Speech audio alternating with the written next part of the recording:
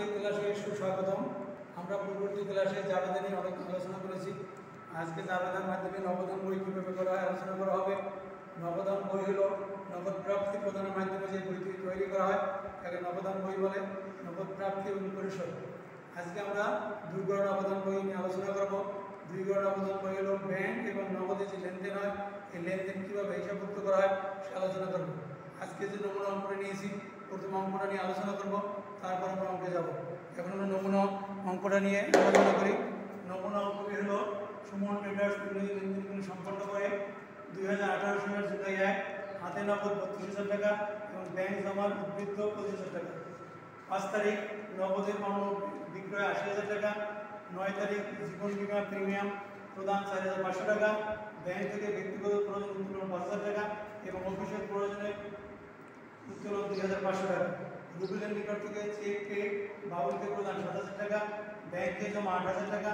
Check দ্বারা বেতন প্রদান 9,000 টাকা। বাড়ি ভাড়া প্রদান 12,000 টাকা। সায়নের নিকট থেকে প্রাপ্তি 10,000 টাকা। এখন আমরা প্রথম অঙ্কে চলে যাচ্ছি। প্রথম জুলাই মাসের 2018 সালের জুলাই 1 তারিখ ব্যালেন্স বিডি। নগদের টাকা নগদের ঘরে বলবে 32,000 টাকা এবং ব্যাংকের টাকা ব্যাংকের ঘরে বলবে। তোমরা পরবর্তী ক্লাসে আর এসএসসিতে এগুলো করে আসছো, এক ঘর নিয়ে বিস্তারিত আলোচনা করলাম না, আমরা অঙ্কে চলে গেলাম। ব্যালেন্স বিডি বসালাম। এখন 5 তারিখ দেখা যায় নগদের পণ্য বিক্রয়।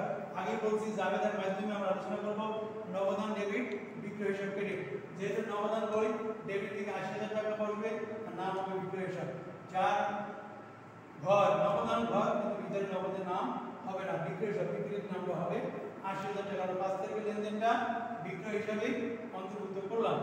এরপরে 9 তারিখ জীবন বীমা প্রিমিয়াম। আগে জানতে হবে ব্যবসার জীবন নিয়ে এই মালিকের খরচ, মালিকের সব খরচের উত্তোলন ডেবিট নগদান ক্রেডিট।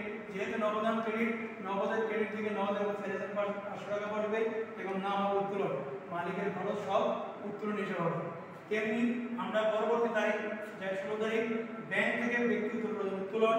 আগেই বলছি ব্যাংকের লেনদেন আসবে উত্তোলন ডেবিট ব্যাংক হিসাব ক্রেডিট। উত্তোলন ডেবিট ব্যাংক হিসাব ক্রেডিট। তো উত্তোলন হিসাব হবে আর ব্যাংকের ক্রেডিট থেকে 5,000 টাকা পড়বে, কারণ ব্যাংক হ্রাস পেয়েছে, জাবেদার মাধ্যমে ব্যাংক ক্রেডিট হয়েছে। তেমনি তারপরে আমরা 16 তারিখ আরেকটা আছে অফিসের প্রয়োজন উত্তোলন। অফিসের প্রয়োজন উত্তোলন হলো নগদান ডেবিট ব্যাংক হিসাব ক্রেডিট।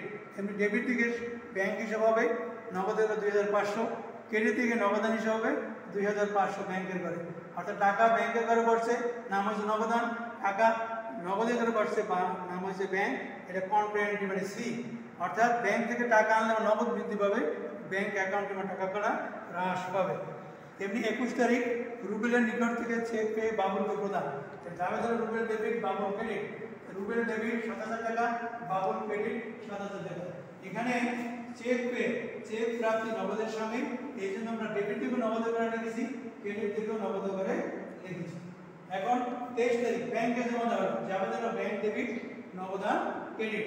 তাহলে ব্যাংক ডেবিট মানে ব্যাংকের ডেবিট করে টাকা হবে 8,000, নাম হবে নগদান। নগদান ক্রেডিট মানে নগদান ক্রেডিট থেকে টাকা হবে 8,000, নাম হবে ব্যাংক হিসাব। তো যার ঘরে টাকা বসবে তার নাম হবে। তেমনি চেক দ্বারা বেতন প্রদান, বেতন ডেবিট ব্যাংক ক্রেডিট। ব্যাংক হ্রাস পেয়েছে, ব্যাংকের ঘরে 9,000 টাকা।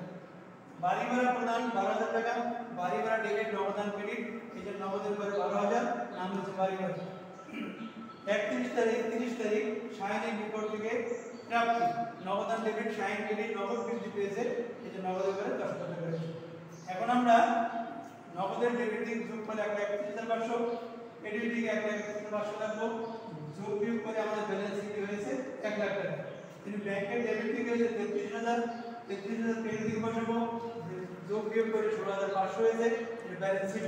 পরবর্তী মাস আগস্ট 1 তারিখ একটি ব্যালেন্স বিডি নগদের ঘরে 1,000, 1,00,000, ব্যাংকের ঘরে 16,500। এখন আমরা যে আলোচনা করলাম এই আলোচনার ভিতরে দুইটা আইটেম বেশি তোমাদের আলোচনা করতে হবে, বুঝতে হবে। অফিসের প্রয়োজন উত্তোলন নগদান ডেবিট ব্যাংক ক্রেডিট, নগদ বৃদ্ধি হয়েছে, এই যে নগদের ডেবিট থেকে টাকা বাড়ছে, নাম ব্যাংক। এমনি ব্যাংক হ্রাস পেয়েছে, ব্যাংকের ক্রেডিট, নাম হচ্ছে নগদান। এমনি আরেকটা আইটেম হলো 23 তারিখ ব্যাংকে জমা দিলে ব্যাংক বৃদ্ধি পেয়েছে, এই জন্য ব্যাংকের ডেবিট, নাম হচ্ছে নগদান। আবার নগদান হ্রাস পেয়েছে, নগদের ক্রেডিট, ব্যাংক হিসাব কন্ট্রা। এই দুইটা আইটেম ব্যাংকে জমা দিলে কন্ট্রা হবে, ব্যাংক থেকে উত্তোলন করলেও কন্ট্রা পারবে। আমরা আজকে যে বিবরণ অবদান আলোচনা করলাম, এই আলোকে তোমরা যে ভাষায় প্র্যাকটিস করো, যেহেতু তোমরা পূর্ববর্তী ক্লাসে করে আসছো, তোমরা অবশ্যই পারবে। তোমরা পূর্ববর্তী ক্লাসে আসছে, কখনো তোমরা হতাশ হবে না, হতাশ হওয়ার কিছু নেই। তোমরা অবশ্যই পারবে। তোমরা তো এসএসসিতে পেরেছো, এসএসসিতে তোমরা তো পাস করে এসেছো, নবদান অবশ্যই পারবে। কিন্তু এটা নবদান হলো তোমার ধরে ধরে করতে হবে, বুঝে বুঝে করতে হবে, এবং প্রতিটা প্রতিটা লেনদেন সুন্দর করে বুঝে কোনটা নগদ কোনটা ব্যাংক সেইভাবে তোমার পুষ্টিং দিতে হবে।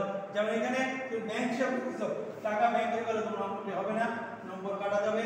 তেমনি নবদান লেগেছে, টাকা নগদ করে লেখলেও তুমি নম্বর পাবে না, নম্বর কাটা যাবে।